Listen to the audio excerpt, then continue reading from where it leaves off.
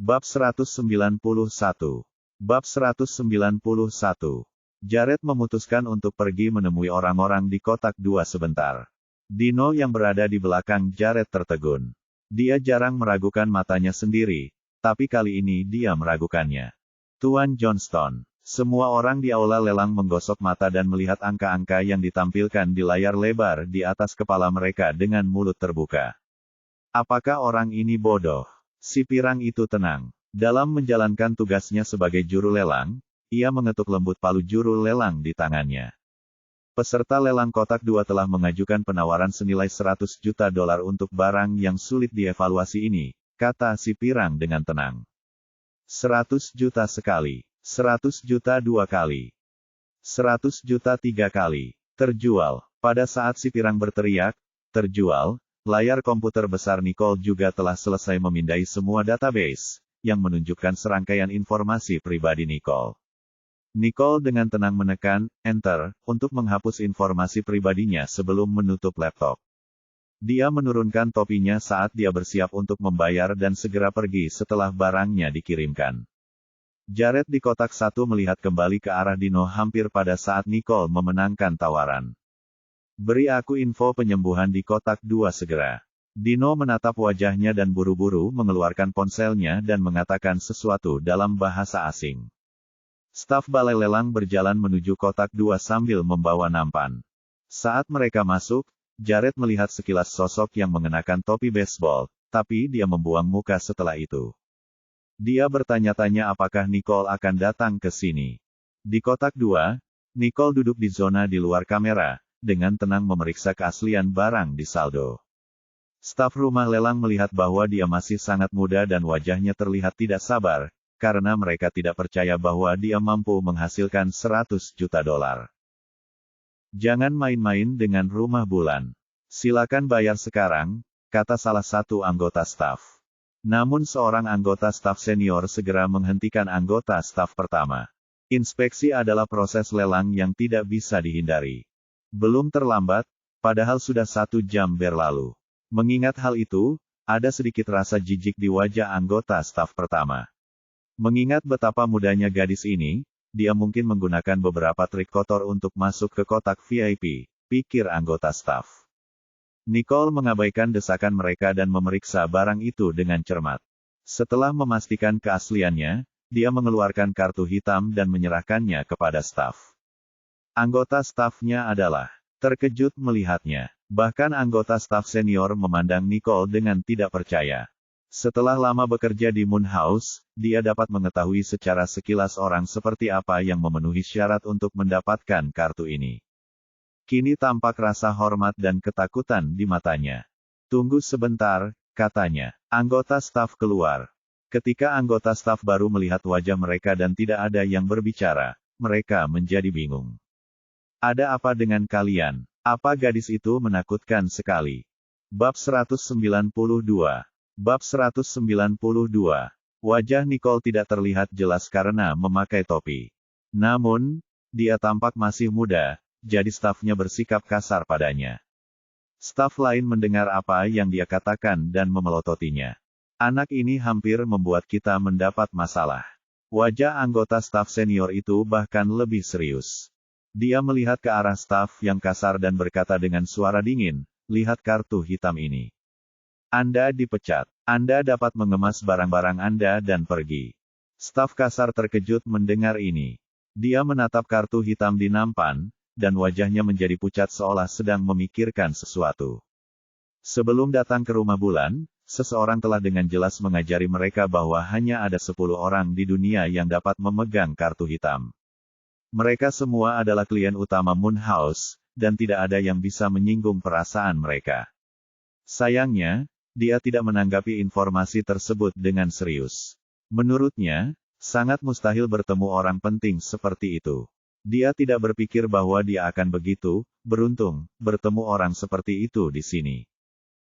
Beberapa orang bahkan belum pernah bertemu satu pun sepanjang hidup mereka. Wajah staf itu tampak muram, dan dia tidak melangkah lebih jauh. Staf lainnya tidak menunggunya tetapi berjalan ke meja perdagangan.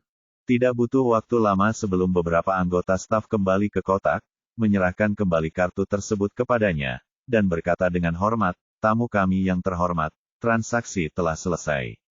Apakah kamu memerlukan rumah bulan untuk mengirim kalian berdua kembali?" "Tidak." Nicole menggelengkan kepalanya. Dia kemudian dengan santai melemparkan pecahan itu ke dalam ranselnya. Di sisi lain, Zeke melihat ke arah anggota staf, yang sikapnya terhadap mereka telah berubah 180 derajat. Nicole mengangkat satu alisnya ke arahnya dan berkata, "Ayo pergi."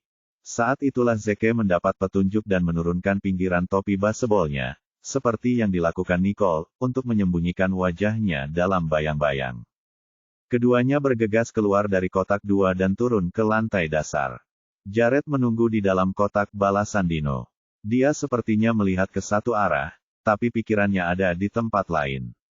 Dia sedikit bingung. Dino menyadari ada yang tidak beres dengan majikannya dan melangkah maju untuk bertanya dengan hormat, "Bos, apakah Anda tidak senang dengan sesuatu?"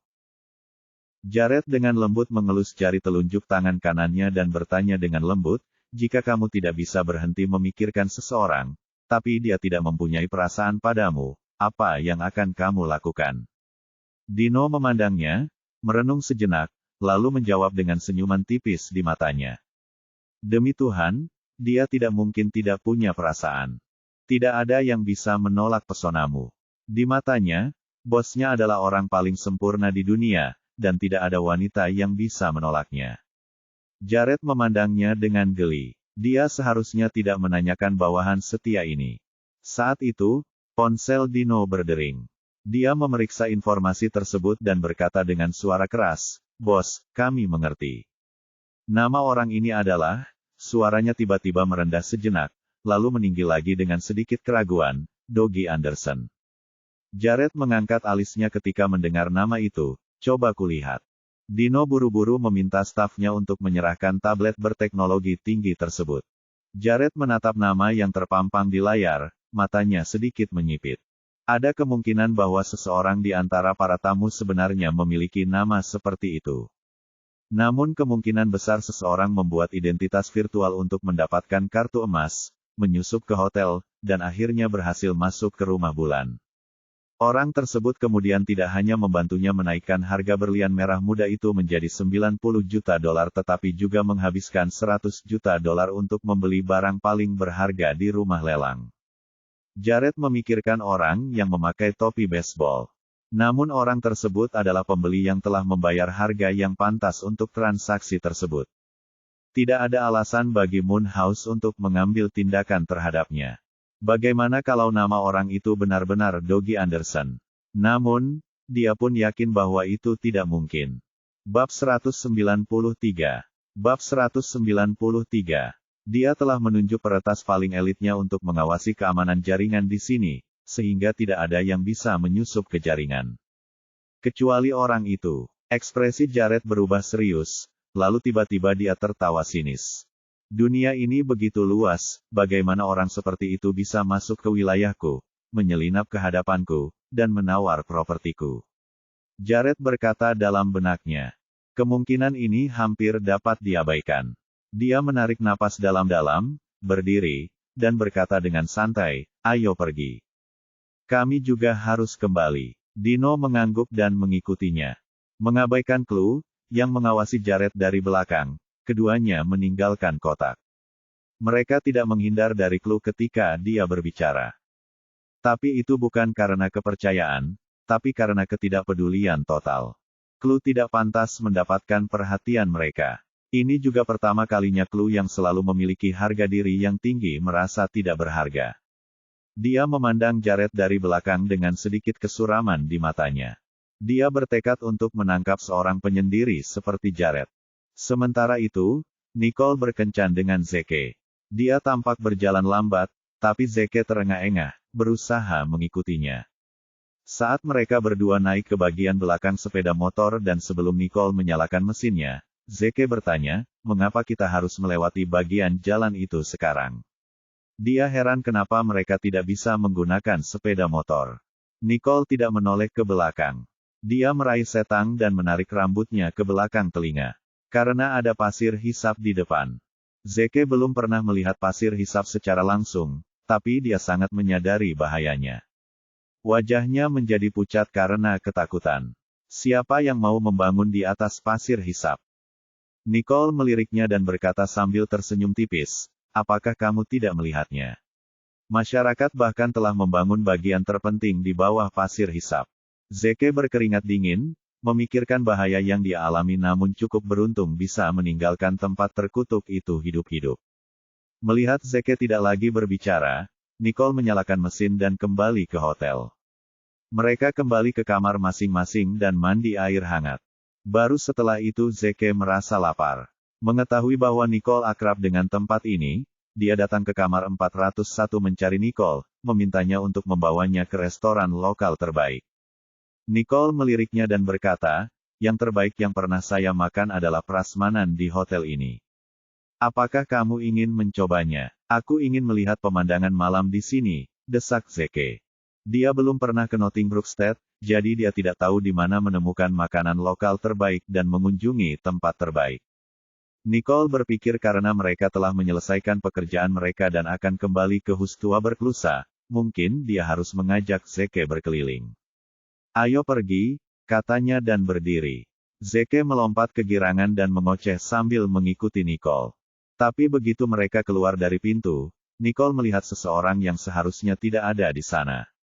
Harvey berdiri di luar kamar 403 dengan kartu kunci di tangannya, sepertinya hendak membuka pintu. Dia juga sedikit terkejut saat melihat Nicole dan Zeke. Bab 194.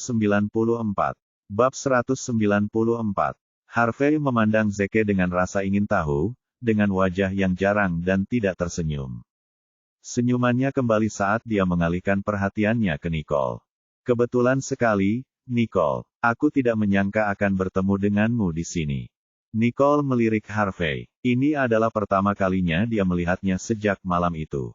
Dia tidak banyak berubah, tapi dia punya firasat bahwa ada sesuatu yang berbeda pada dirinya. Dia mengangguk padanya, tidak mengucapkan sepatah kata pun, lalu membawa Zeke ke bawah. Harvey merasa tertekan saat melihat sikap Nicole yang jauh dan betapa kejamnya Nicole terhadap dirinya dan kakeknya beberapa hari yang lalu. Alih-alih meraih Nicole, dia menatap mereka dari belakang dengan mata muram. Dia bertanya-tanya mengapa Nicole ada di hotel ini. Segera Edwin kembali dan dengan gembira bertanya kepada Harvey, tebak siapa yang saya lihat. Harvey meliriknya sambil tersenyum tipis. Edwin tidak keberatan, tapi membuka pintu dengan satu tangan dengan ekspresi misterius. Anda tidak akan pernah memikirkannya. Aku akan memberitahumu, itu. Ini Nicole, kata Harvey lembut, tanpa menunggu Edwin selesai berbicara. Dia berdiri dan menatap Edwin sambil tersenyum. Saya melihatnya. Dia tinggal di kamar sebelah. Edwin sangat senang. Kamar sebelah. Kamar 405. Kamar 402 terletak di seberang kamar 403, yang bersebelahan dengan kamar 401 dan 405. Edwin tentu tidak menyangka Nicole mampu menginap di kamar 401 termahal. Lagi pula, dia dan Harvey pun hanya bisa tinggal di kamar 403 dan kamar 404. Harvey menggelengkan kepalanya dan menunduk sambil berpikir. Edwin tercengang. Jadi, kamarnya adalah kamar 401. Harvey tidak memandangnya atau menjawab, jadi Edwin tahu diamnya Harvey berarti ya. Ekspresi kagetnya perlahan memudar. Dia kemudian memasuki kamar 404, duduk di sofa dengan pikiran penuh keraguan. Edwin menemui Nicole di lantai pertama, berpikir bahwa kamar di lantai 2 adalah kamar yang paling mampu dia beli, tidak menyangka Nicole akan tinggal di kamar 401. Ruangan itu bahkan lebih berkelas daripada ruangannya dan Harvey. Siapa sebenarnya Nicole ini? Dia bertanya. Setelah Nicole dan Zeke meninggalkan hotel, mereka berjalan-jalan santai. Mata Zeke mengamati dengan penuh semangat di sekitar pemandangan jalanan yang ramai. Namun, dia bingung memikirkan dua pria yang baru mereka temui di hotel. Katakan sejujurnya, Nicole, siapakah kedua orang itu? Apa hubunganmu dengan mereka? Tanya Zeke.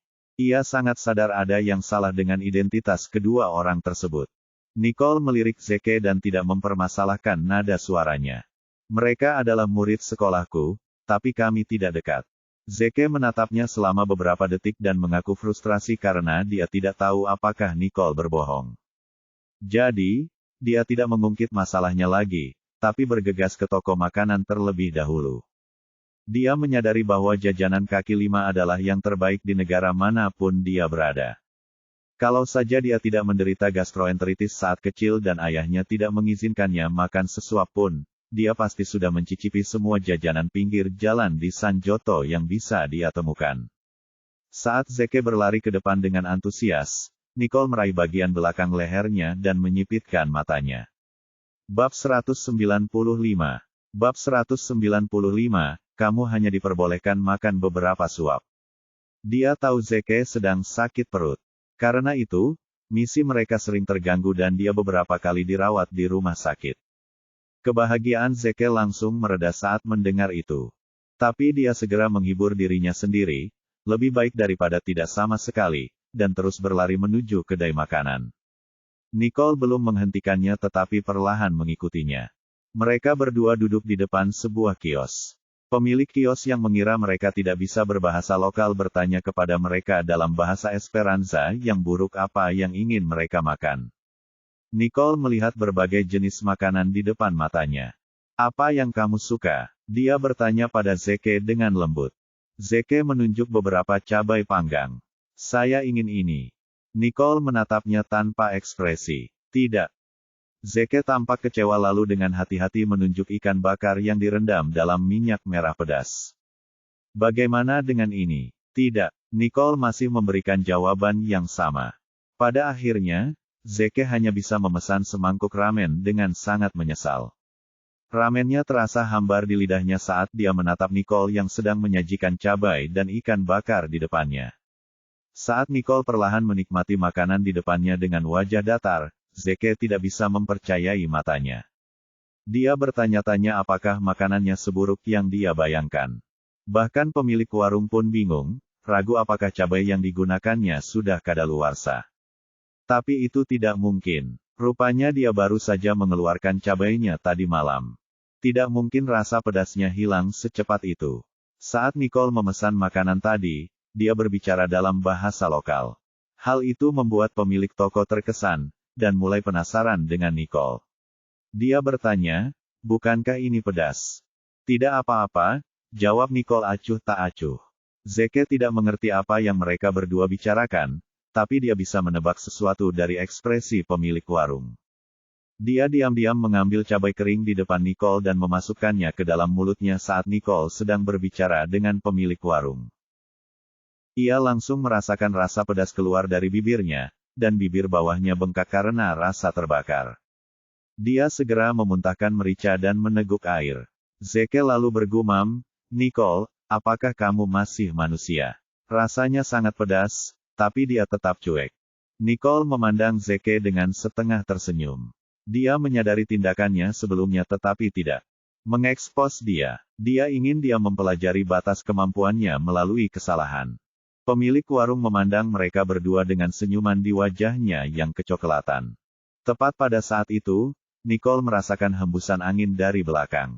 Ekspresinya langsung berubah serius saat dia memiringkan kepalanya sedikit ke samping. Dalam sekejap sebuah papan kayu menghantam ikan bakar tersebut dan memecahkannya di hadapannya. Zeke menatap ikan bakar itu dengan sedikit amarah yang perlahan merambat di wajahnya. Dia menoleh ke belakang, menatap orang di belakangnya dengan mata berapi-api. Ternyata penyerangnya adalah pria lokal dengan ciri wajah menonjol. Sekelompok pria berpakaian panglusuh dan kotor sedang memegang tongkat kayu dan linggis di tangannya. Mereka semua mewarnai rambut mereka dengan warna berbeda. Namun, seolah tak dicuci berhari-hari, warna yang seharusnya cerah berubah menjadi kusam. Pria utama, pria berambut biru, memandang Nicole dengan takjub. Gadis ini sangat cantik. Bab 196. Bab 196. Zeke hampir bisa melihat tindikan besar di lidah orang yang berbicara itu. Dia mengenakan rompi bahu bertabur yang memperlihatkan dadanya yang telanjang, yang membuatnya tampak menjijikkan. Nicole sepertinya merasakan hal yang sama. Dia menatap selusin pria dengan mata menakutkan. Siapa yang mengirimu? Saat Bluehead menatap Nicole, dia melambaikan tongkat kayu di tangannya seolah itu akan membuatnya terlihat keren. Sayang, kamu tidak perlu tahu itu. Kamu cantik sekali. Mengapa kamu tidak menjadi wanitaku dan aku akan mempertimbangkan untuk melepaskanmu? Bagaimana menurutmu? Sebelum Nicole dapat berbicara, Zeke melihat tatapan cabul di mata Bluehead dan mengejeknya. Ambil cerminnya. Konten Silce, Nov, Eldra, Ma, Org. Senyuman tipis terlihat di wajah Nicole saat dia menatap Bluehead dengan mata dingin. Bluehead tampak geram atas hinaan Zeke. Dia mencibir. Apakah kamu tahu siapa aku? Kamu sedang mencari masalah. Pemilik kios di belakangnya memandang dengan gugup ke arah sekelompok pria itu. Dia orang lokal, jadi dia tahu geng penjahat terkenal ini punya hubungan dengan pasukan kriminal setempat.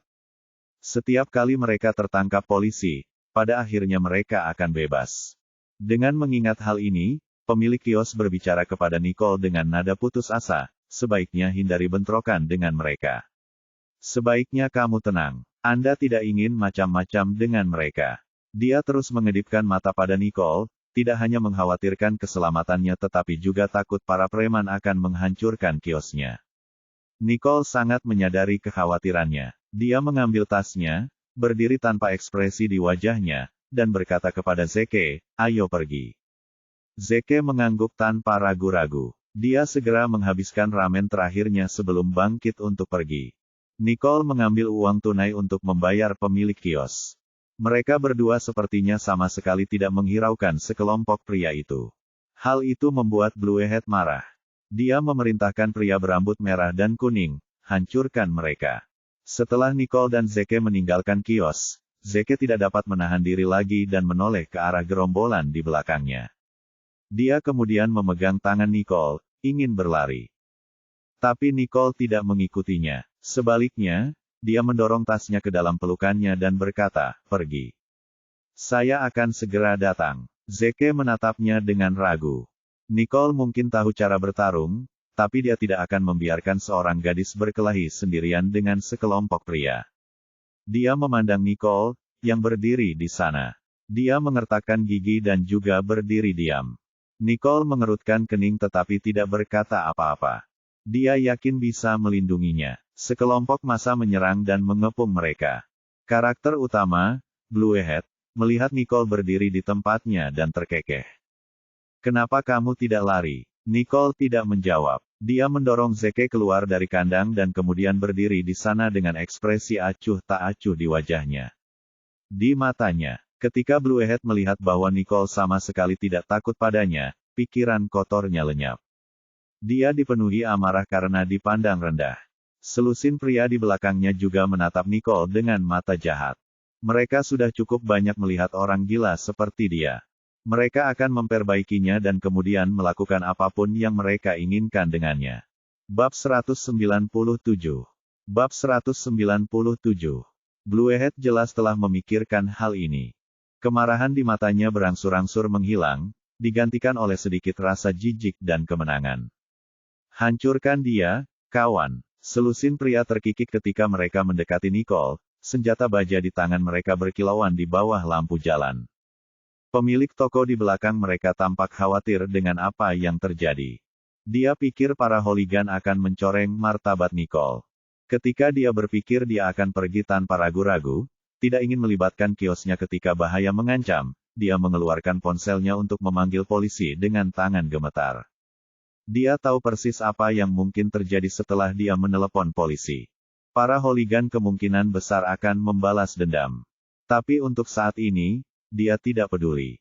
Ketika dia berhasil menghubungi polisi, apa yang terjadi di depan matanya membuatnya takjub hingga tak bisa diungkapkan dengan kata-kata. Polisi di ujung telepon tidak mendengar siapapun berbicara dan menutup telepon dengan tidak sabar. Nicole telah mengalahkan semua hooligan. Mereka terluka parah dan bahkan tidak bisa bangun.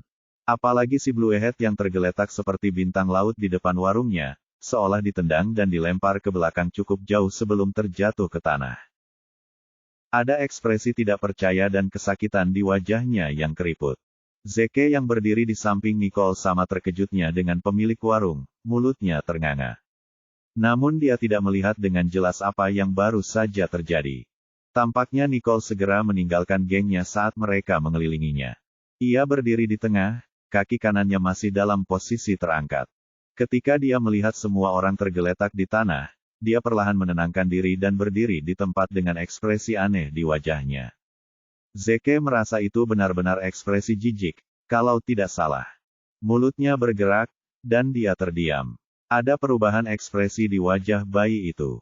Dia merasa seolah tiba-tiba bertambah tua setelah menghabiskan 2 hari bersama Nicole. Nicole meregangkan pergelangan tangannya sedikit. Dia belum benar-benar bertarung dengan kekuatan penuhnya. Orang-orang ini tampaknya terlalu lemah. Orang-orang di tanah melihatnya menggerakkan pergelangan tangannya dan dengan cepat merangkak kembali dengan ngeri meskipun tubuh mereka sakit. Pemandangan yang aneh. Kepala biru sadar. Menderita luka paling parah, dia tampak ngeri, dan tanpa sadar dia gemetar saat Nicole dengan tenang berjalan ke arahnya. Siapa wanita ini? Kenapa dia bisa begitu menakutkan? Dia bertanya-tanya. Seolah tidak menyadari ketakutannya, Nicole mendekatinya dan memandangnya dengan merendahkan. Siapa yang mengirimmu? Hal ini sangat menakutkan bagi Bluehead. Saya tidak tahu orang yang mempekerjakan saya. Dia memakai topeng. Aku tidak bisa melihat wajahnya dengan jelas. Dia banci. Dan hanya itu yang saya tahu, kami hanya melakukan tugas kami. Mohon maafkan kami. Penjual akan menjadi orang yang suka memerintah selama ini. Tapi sekarang, dia memohon untuk nyawanya di depan Nicole. Ketika pemilik kios di belakang Nicole dan Zeke melihat ini, mulutnya bergerak, dan dia tidak bisa berkata-kata. Dia punya alasan untuk percaya bahwa jika pria ini bisa bergerak, dia pasti akan bangun, berlutut pada Nicole, dan mohon maaf. Namun pemilik toko dapat sepenuhnya memahami perasaannya. Dia meletakkan ponselnya, yang telah dia tutup, dan memandang Nicole dengan ekspresi campur aduk. Nicole hampir bisa menebaknya setelah mendengar apa yang dikatakan Bluehead. Dia berdiri dan meninggalkan para hooligan sendirian. Ayo pergi sekarang, kata Nicole sambil menunjuk Zeke. Bab 198. Bab 198. Zeke memandangi para hooligan yang ambruk dalam kesakitan di tanah, menggumamkan pengakuannya tanpa ekspresi, dan mengikuti Nicole kembali ke hotel. Sepertinya Lucifer sangat lembut padaku, pikir Zeke. Seandainya dia memperlakukanku seperti dia memperlakukan para hooligan ini, aku akan, dia menggigil tanpa sadar memikirkan hal itu. Nicole menatapnya dan mengerutkan kening. Kamu kedinginan. Zeke menggelengkan kepalanya kuat-kuat. Aku tiba-tiba merasa kamu sangat baik padaku. Nicole memandangnya. Dia tidak punya kata-kata. Dia merenungkan bagaimana dia memberinya ilusi ini. Zeke tidak peduli apa yang ada dalam pikirannya. Sebaliknya, dia menatapnya dengan penuh kerinduan, suaranya memujanya. Lucifer, bisakah kamu mengajariku beberapa trik? Nicole mengamatinya sebentar dan berkata, agak sulit, karena fondasimu terlalu dangkal. Zeke menolak untuk menyerah. Kamu bisa melatihku. Saya melihatnya di TV, mereka semua melakukan itu. Melihat tatapan menghina Nicole, dia tidak bisa melanjutkan kalimatnya tetapi menundukkan kepalanya, merasa sedih. Ayah saya tidak menyukai saya karena saya lemah secara fisik. Dia tidak terlalu peduli padaku atau menaruh harapannya padaku. Tapi aku juga ingin menjadi kuat. Nicole menatapnya tanpa emosi di matanya dan berkata dengan tenang, sejauh yang saya tahu, Anda adalah satu-satunya anak di keluarga. Saya tahu trik Anda kiri dan kanan. Itu tidak akan berhasil padaku. Zeke tersedak. Dia tidak bisa lagi gemetar dan gemetar. Bagaimana aku bisa lupa bahwa dia mengenalku lebih baik daripada orang tuaku? Jadi, Zeke tidak berkata apa-apa lagi dan menyeret kakinya untuk mundur. Zeke tidak berbohong atau bahkan melebih-lebihkan saat mengatakan itu tadi. Dia dilahirkan dalam keluarga seperti itu. Dia mempunyai sedikit masalah dengan kesehatannya ketika dia masih kecil, sehingga dia tidak bisa belajar seni bela diri. Satu-satunya hal yang bisa dia lakukan adalah mempelajari ilmu komputer setiap hari, dan karena itu, tanpa disadari dia telah mengukir jalan untuk dirinya sendiri. Namun sebagai seorang anak laki-laki, dia masih menyukai seni bela diri. Sementara Zeke sedang berpikir keras, suara Nicole tiba-tiba terdengar dari belakang. Tunggu aku di pintu masuk Royal Creek Institute pada pukul 4.30 setiap pagi. Mata Zeke berbinar. Mengetahui bahwa Nicole telah setuju, Zeke kembali menatap Nicole dengan penuh semangat, dengan mata cerah dan ekor lebat. Lucifer, kamu baik sekali. Dia berencana memberikan berlian terindah itu kepada Nicole ketika dia kembali ke rumah. Sementara itu, Bluehead tergeletak di tanah, dan beberapa bawahannya akhirnya berdiri. Mereka menahan rasa sakit di tubuh mereka dan membantu Bluehead berdiri. Mereka tidak pernah menyangka Bluehead akan berteriak kesakitan ketika mereka menyentuhnya. Seolah-olah dia telah hancur berantakan. Seorang bawahan berambut kuning yang membawa kakinya melihat Bluehead kesakitan dan menyarankan, "Bos, menurutku kita harus memanggil ambulans." Bluehead melawan rasa sakit dan menendang wajah bawahannya ini. "Apakah kamu bodoh atau apa? Jika ambulans datang, itu akan membuatku menjadi bahan tertawaan di depan banyak orang." Yellowhead juga sempat mengalami cedera, sehingga tidak tahan dengan tendangan Bluehead. Dia terjatuh ke tanah, membawa Bluehead ikut bersamanya. Bluehead mengerang, kesakitan dan menggeram, "Dasar brengsek. Apakah kamu mencoba membunuhku?" Yellowhead dengan cepat meminta maaf. "Bos, apa yang harus kita lakukan selanjutnya?" katanya. Mata Bluehead bersinar dalam cahaya dingin. Dia tidak akan membiarkan wanita ini luput dari hukuman setelah dia membuatnya begitu menderita. Tiba-tiba, dia memikirkan sesuatu dan tersenyum sinis. Dia melambai pada Redhead dan Yellowhead dan mengucapkan beberapa patah kata di telinga mereka. Ada senyum kemenangan di wajah mereka. Sepertinya mereka telah mendengar beberapa ide cemerlang. "Kamu pintar, bos," puji Yellowhead. Bab 199. Bab 199. Kepala Biru merasa menang, ingin mengatakan sesuatu, namun gerakannya yang berlebihan malah membuat perutnya yang terluka semakin sakit, dan dia berteriak kesakitan. Dia menatap kepergian Nicole dengan getir dan mengutuk dalam hatinya, "Dasar bajingan. Aku akan membuatmu membayar." Nicole dan Zeke kembali ke hotel. Setelah seharian beraktivitas dan karena jet lag, Zeke menguap lebar. Nicole mengawasinya memasuki kamar 402 sebelum dia menggesek kartu kunci untuk membuka pintu kamarnya. Saat dia hendak masuk, pintu kamar 403 di sebelahnya terbuka. Dia dengan cepat menutup pintu di belakangnya, tetapi sebuah tangan besar menjangkau melalui celah tepat pada waktunya, menahan pintu dan menahan kekuatannya. Jika Nicole bersikeras menutup pintu, tangannya akan hancur total. Nicole menatap tangan itu tanpa ekspresi, menatap setengah detik, lalu memutuskan untuk melepaskannya. Wajah Harvey tampak pucat di bawah cahaya di lorong.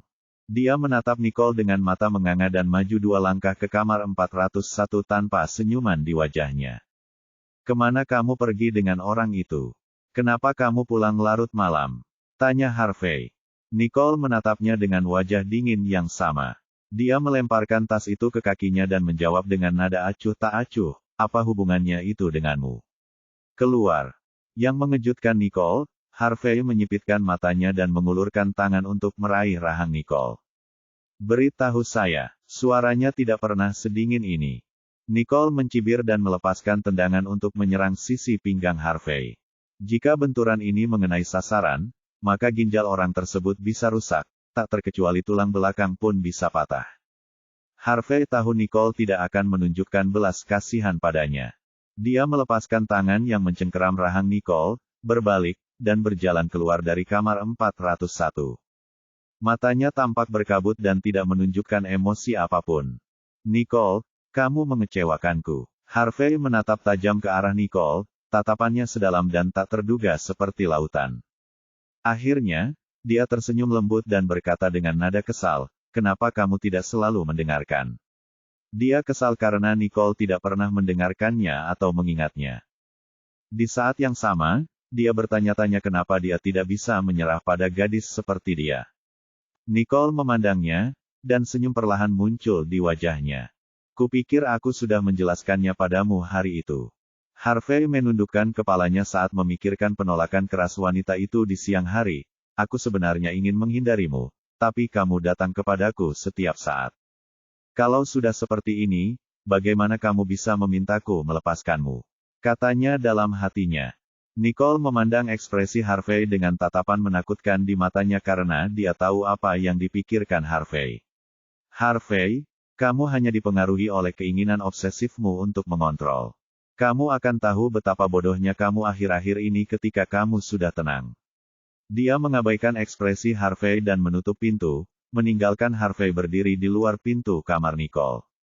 Matanya berkaca-kaca saat dia sedang berpikir keras. Dia telah mendengar bahwa Rumah Bulan mengadakan sesi emas, jadi dia memesan penerbangan malam itu dan terbang ke sana, ingin menjauh dari Nicole untuk mengetahui bahwa ketertarikannya yang mematikan akan membuatnya melakukan sesuatu yang tidak dapat diperbaiki. Tapi sekarang, dia berdiri di luar ruangan seperti orang gila yang sedih. Kesakitan dan menggeram, dasar brengsek. Apakah kamu mencoba membunuhku? Yellowhead dengan cepat meminta maaf. Bos, apa yang harus kita lakukan selanjutnya? Katanya.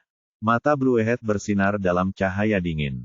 Dia tidak akan membiarkan wanita ini luput dari hukuman setelah dia membuatnya begitu menderita. Tiba-tiba, dia memikirkan sesuatu dan tersenyum sinis. Dia melambai pada Redhead dan Yellowhead dan mengucapkan beberapa patah kata di telinga mereka. Ada senyum kemenangan di wajah mereka. Sepertinya mereka telah mendengar beberapa ide cemerlang. Kamu pintar, bos, puji Yellowhead. Bab 199 Bluehead penuh kemenangan, ingin mengatakan sesuatu, tetapi gerakannya yang bersemangat menyebabkan lebih banyak rasa sakit di perutnya yang terluka, dan dia berteriak kesakitan. Dia memandang dengan getir ke arah yang ditinggalkan Nicole dan mengutuk dalam benaknya, dasar gadis. Aku akan membuatmu membayar. Nicole dan Zeke kembali ke hotel. Setelah hari yang melelahkan dan karena jet lag, Zeke menguap lebar-lebar. Nicole mengawasinya memasuki kamar 402 sebelum dia menggesek kartu kunci untuk membuka pintu kamarnya. Saat dia hendak masuk, pintu kamar 403 di sebelahnya terbuka. Dia dengan cepat menutup kembali pintu di belakangnya, tetapi sebuah tangan besar meraih celah pintu tepat pada waktunya, menahan pintu dan menahan kekuatannya. Jika Nicole bersikeras untuk menutup pintu, tangannya akan hancur total. Nicole memandang tangan itu tanpa ekspresi, merenung selama setengah detik, dan memutuskan untuk melepaskannya. Wajah Harvey tampak agak pucat di bawah cahaya di lorong. Dia menatap Nicole dengan mata yang tampak seperti jurang maut dan mengambil 2 langkah maju ke kamar 401 tanpa senyum di wajahnya. Kemana kamu pergi dengan pria itu? Mengapa kamu kembali begitu terlambat? Harvey bertanya. Nicole menatapnya dengan wajah dingin yang sama. Dia melemparkan tas itu ke kakinya dan menjawab dengan suara yang sama acuh tak acuhnya, apa hubungannya denganmu? Keluar. Yang mengejutkan Nicole, Harvey menyipitkan mata dan mengulurkan tangan untuk menggenggam rahang Nicole. Beritahu saya, suaranya tidak pernah sedingin ini. Nicole mencibir dan mengangkat tendangan untuk menyerang sisi pinggang Harvey. Jika serangan ini mengenai sasarannya, dapat merusak ginjal orang tersebut, apalagi mematahkan tulang belakang pinggangnya. Harvey tahu Nicole tidak akan menunjukkan belas kasihan padanya. Dia melepaskan tangannya yang menggenggam rahang Nicole, berbalik, dan keluar dari kamar 401. Matanya tampak berkabut dan tidak menunjukkan emosi apapun. Nicole, kamu mengecewakanku. Harvey menatap tajam ke arah Nicole, tatapannya dalam dan tak terduga seperti lautan. Akhirnya, dia tersenyum lembut dan berkata dengan nada kesal, kenapa kamu tidak selalu mendengarkan? Dia kesal karena Nicole tidak pernah mendengarkannya atau mengingatnya. Di saat yang sama, dia bertanya-tanya kenapa dia tidak bisa menyerah pada gadis seperti dia. Nicole memandangnya, dan senyum perlahan muncul di wajahnya. Kupikir aku sudah menjelaskannya padamu hari itu. Harvey menundukkan kepalanya saat memikirkan penolakan keras wanita itu di siang hari. Aku sebenarnya ingin menghindarimu, tapi kamu datang kepadaku setiap saat. Kalau sudah seperti ini, bagaimana kamu bisa memintaku melepaskanmu? Dia berkata dalam hatinya. Nicole memandang ekspresi Harvey dengan tatapan menakutkan di matanya karena dia tahu apa yang dipikirkan Harvey. Harvey, kamu hanya dipengaruhi oleh keinginan obsesifmu untuk mengontrol. Kamu akan tahu betapa bodohnya kamu akhir-akhir ini ketika kamu sudah tenang. Dia mengabaikan ekspresi Harvey dan menutup pintu, meninggalkan Harvey berdiri di luar pintu kamar Nicole. Matanya berkaca-kaca, tanda dia sedang berpikir keras. Dia telah mendengar bahwa Rumah Bulan sedang mengadakan sesi emas, jadi dia memesan tiket pesawat malam itu dan terbang ke sana, ingin menjauh dari Nicole karena takut ketertarikannya yang mematikan akan membuatnya melakukan sesuatu yang tidak dapat diperbaiki. Tapi sekarang, dia berdiri di luar kamarnya seperti orang gila yang putus asa. Nicole selalu bisa melihatnya dengan mudah. Cepat atau lambat, dia bahkan tidak mau repot-repot berpura-pura di hadapannya. Dia menjadi mudah tersinggung dan sulit diajak bicara. Atau lebih tepatnya, Harvey yang berakting di depan Nicole adalah Harvey yang asli.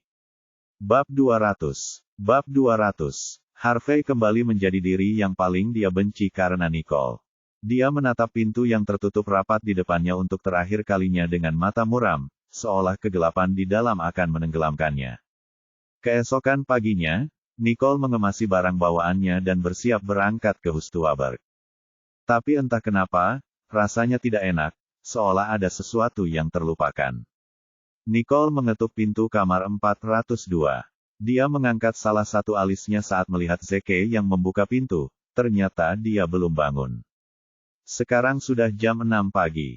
Apakah kamu masih tidur? Zeke langsung tampak waspada, matanya membelalak. Masuk dan duduk. Aku akan siap dalam 5 menit, katanya cepat. Nicole masuk tanpa komitmen, duduk di sofa, dan mengeluarkan laptopnya untuk mengerjakan pekerjaan rumahnya. Ketika Zeke keluar dari kamar mandi, dia melihat Nicole menjelajahi tempat gelap, pemburu, mencari pekerjaan. Namanya yang masuk dalam daftar orang yang dicari sepertinya tidak mengganggunya sedikitpun. Setelah menghapus informasinya, dia menjadi tidak takut dan menjelajahi para pemburu.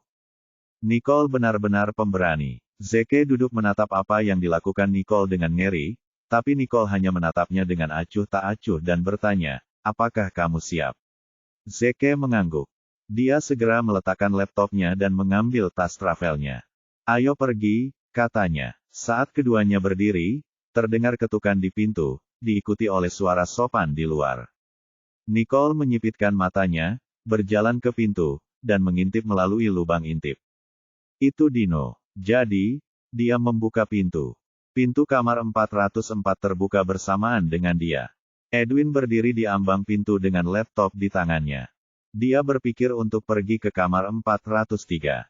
Tapi ketika dia melihat Nicole di pintu kamar 402, dia berhenti dan tersenyum padanya.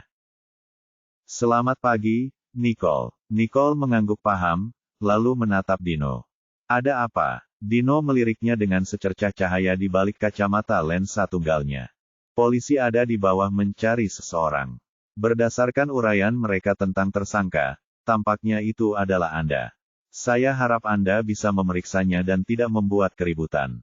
Jika perlu, kamu bisa meminta bantuan pihak hotel, bisiknya sambil menatap Nicole yang cantik dengan perasaan campur aduk di matanya. Nicole bersandar malas ke dinding seolah dia tidak peduli. Aku tahu, katanya dan berjalan menuruni tangga.